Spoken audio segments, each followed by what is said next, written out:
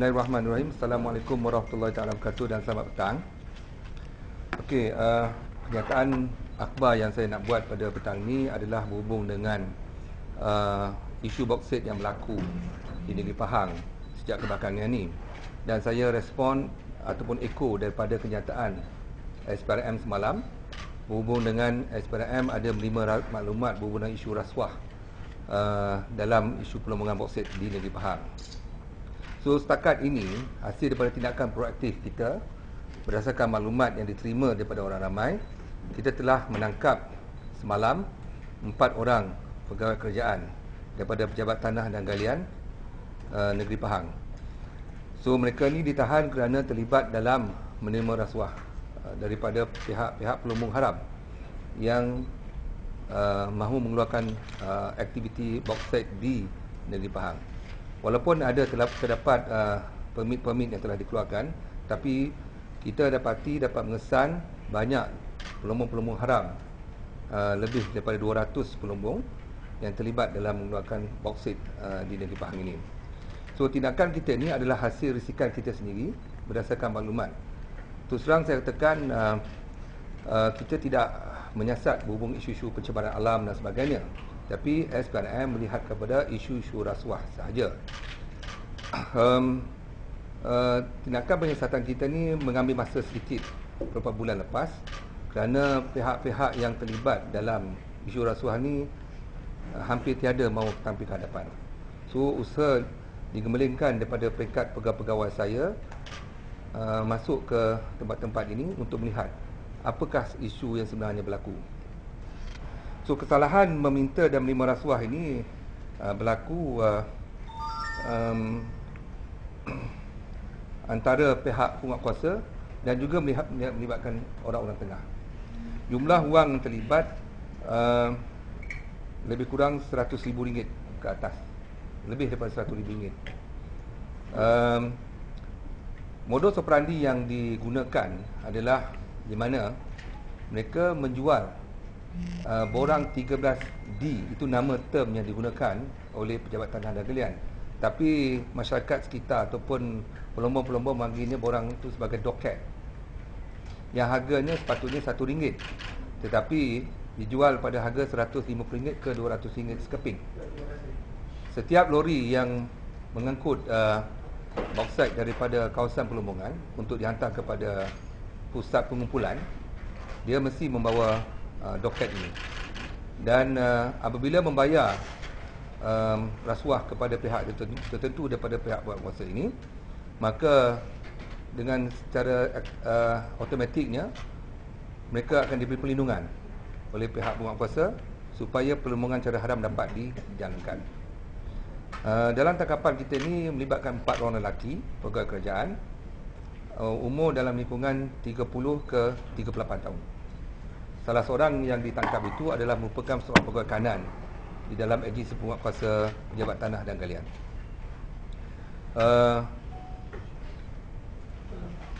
Ada yang ditangkap ni kita dapati sejumlah wang yang besar dalam rumah masing-masing, rumah pegawai berkenaan, yang ditempatkan dalam mesin basuh dan beberapa tempat lagi. Kita akan menjalankan siasatan lebih lanjut terhadap mana-mana pihak yang terlibat dalam isu boksit ini, tak kira dia pegawai kerajaan ataupun orang awam, dan tidak kira pangkatnya. So dalam penyiasatan isu boksit ini juga SPRM Negeri Pahang telah diarah untuk melihat kepada apakah kelemahan sistem dan prosedur yang berlaku dalam pengeluaran boksit ini.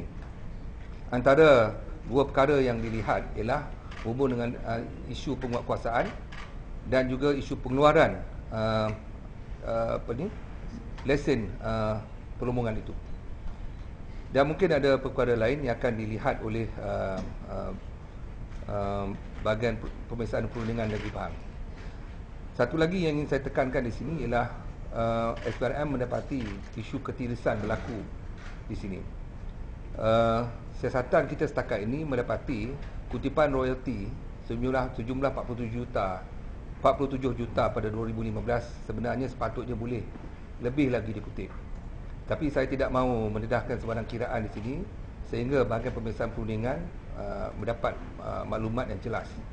Tapi adalah dianggarkan sepatutnya 5 kali ganda lebih daripada jumlah kutipan royalti. So di sini pada saya, kerajaan negeri ataupun rakyat negeri Pahang kerugian dari segi kutipan cukai rich bauxite ini. Dan kami berpandangan oleh kerana melibatkan isu-isu rasuah ataupun melibatkan isu penguatkuasaan yang lemah, menyebabkan ketidaksan ini berlaku.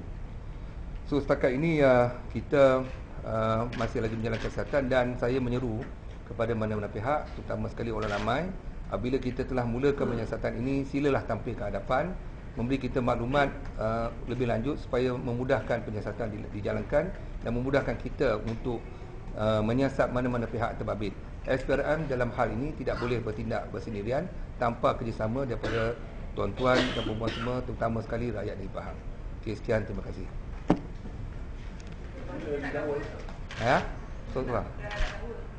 Dakwa tunggu tekan kertas siasatan, tapi saya akan meminta supaya pegawai pihak pendakwa raya, iaitu Timbalan Pendakwa Raya di negeri Pahang, untuk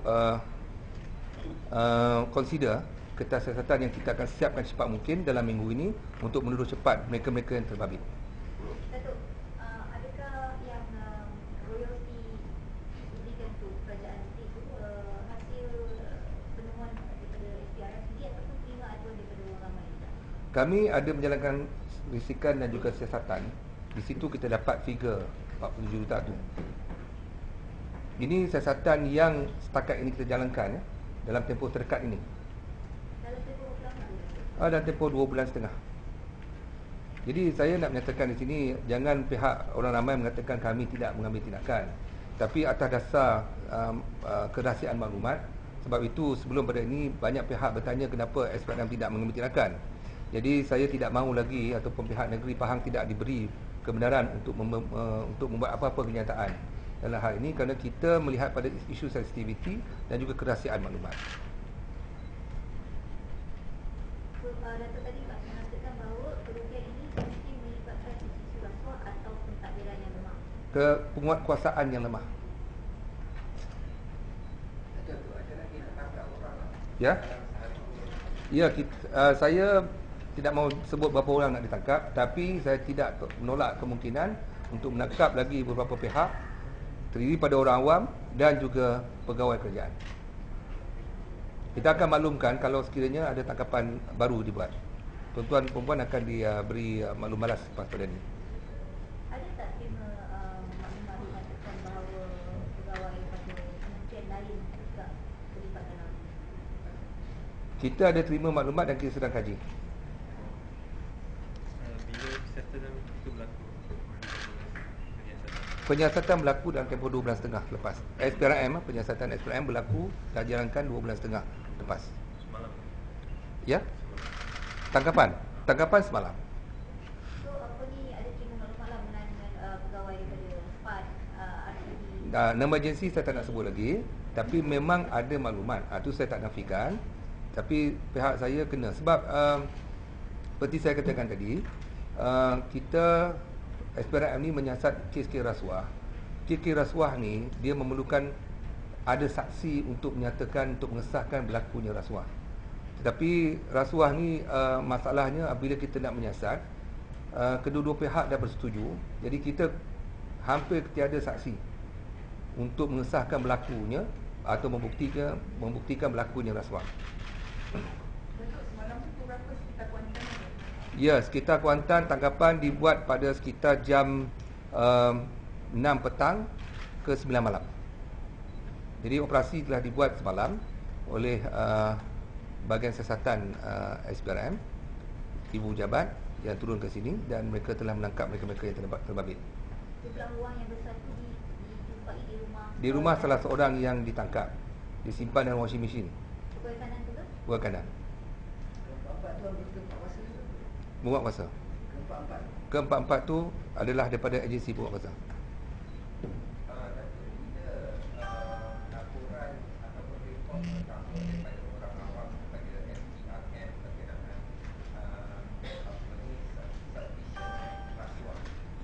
Kalau berhubung dengan maklumat kita dah terima pada 2015 tu, lebih kurang dalam pertengahan tahun kita ada terima maklumat dah. Tetapi kita belum jalankan siasatan. Buat tu siasatan sebenarnya kita jalankan dalam 2 bulan setengah lepas. Rungutan-rungutan dan sebagainya ada kita terima. Kebanyakan rungutan-rungutan yang kita terima sebenarnya adalah berhubung dengan pencemaran alam sekitar. So SPRM kita tak dapat nak menyiasat ataupun untuk bercampur tangan berhubung dengan isu alam sekitar. Kami hanya melihat kepada isu-isu ataupun elemen-elemen rasuah saja.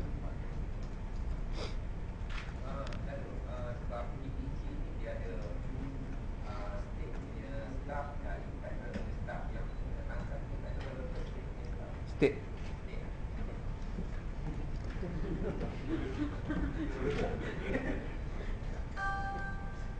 Okay. Orang-orang yang pilih siasat tadi, adakah dia duduk sini ataupun duduk sekitar kawasan Oxford? Dia orang awam ni saya boleh katakan orang tengah. Orang tengah yang terdiri daripada orang tempatan pun ada, orang luar pun ada. Kata-kata ada unsur gangsterism dijaga oleh bayar pau oleh yang itu saya kurang maklumat lah berhubung dengan isu gangsterism di sini. Ialah ada dalam maklumat yang dihantar kepada kita berhubung dengan isu tonto dan sebagainya. Tapi SPRM tidak dapatlah kita pergi jauh di situ kerana melibatkan bidang kuasa agensi yang berkaitan lah.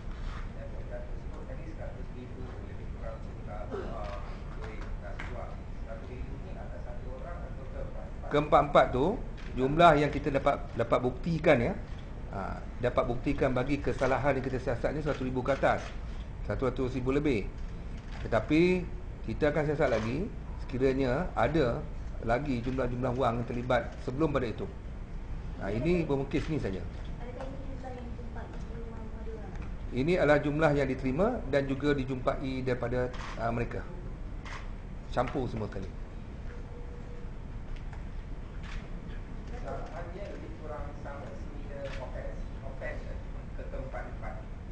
Ya.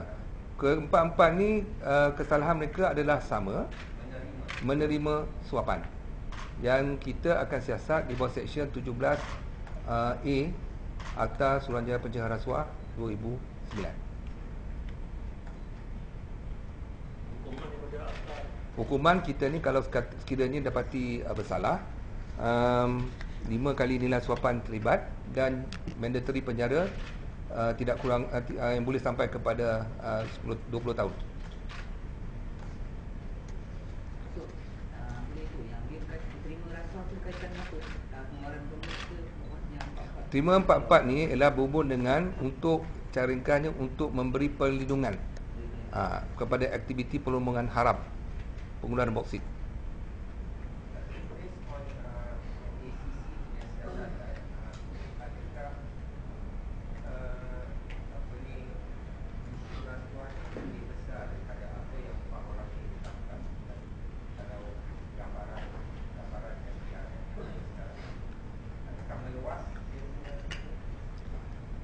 Tak faham maksud tu. Maksud saya, adakah ini hanya sebahagian kecil sahaja yang ditangkap? Oh, libat pihak-pihak lain ke? Ya, kita kena tengok isu rasuah yang lain-lain. Saya tak boleh nak nyatakan mana-mana pihak lagi yang terlibat, tapi kita akan menyiasat secara menyeluruh. Sebab tu saya katakan tadi, berhubung dengan isu rasuah ni, nampaknya tak ramai yang nak ke hadapan untuk memberi maklumat kepada kita. So kami sendiri terpaksa menyiasat kerana ini dah melibatkan isu orang ramai. Adakah aktiviti dia punya networking very extensive ke? It may go to certain extent. It may extended to certain quarters of people. It may go, but I cannot divulge what will be the finding like.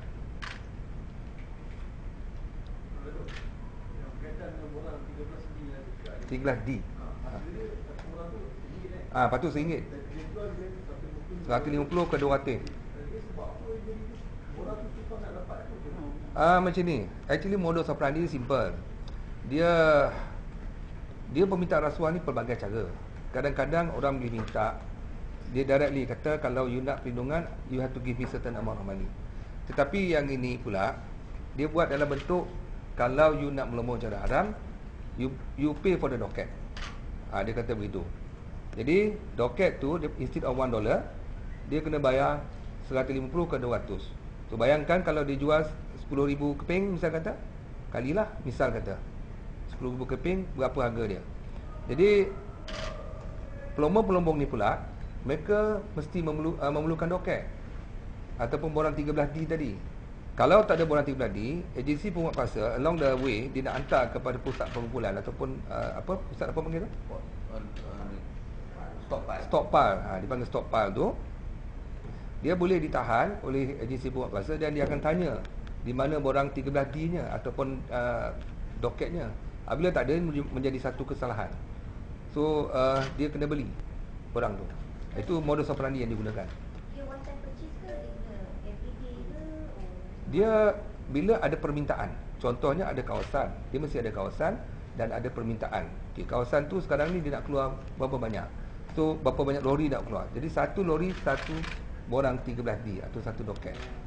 Dia must carry 20 lori setiap satu perantaran one. Borang tu akan ditukar oleh driver lah. Yes. Per trip. Ambil satu trip lah. Satu trip satu borang. Yes.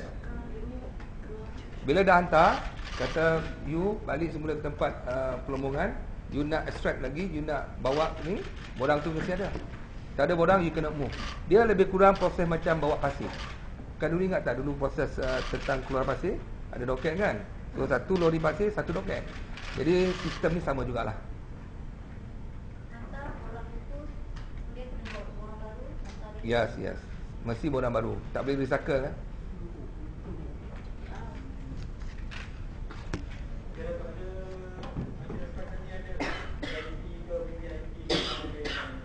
Belum ada maklumat tu lagi. Datuk, ada laporan dalam ini beberapa hari lepas yang SPRM akan mengumumkan recommendation jumlah 8 tak serahkan kepada kerajaan Berhubung dengan